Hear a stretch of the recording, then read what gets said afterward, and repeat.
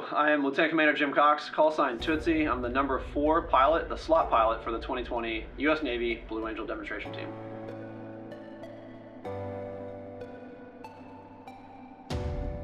Every morning I wake up, I have to remind myself how lucky and humbled I am to be here.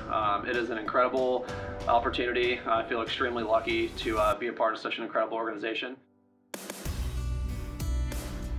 Looking back towards college and high school, I thought I was working hard, but I didn't really know what hard work was.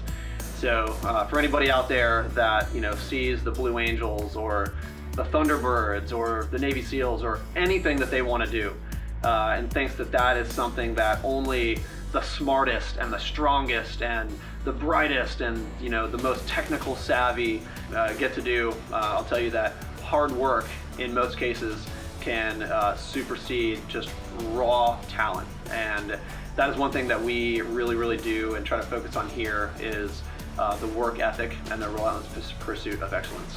If you have a goal in mind, it's the individual stepping stones that you lay in place to get there, and not the ginormous rocks that you're casting to take jumps to get there. So it's the small things along the way that are really what's most important.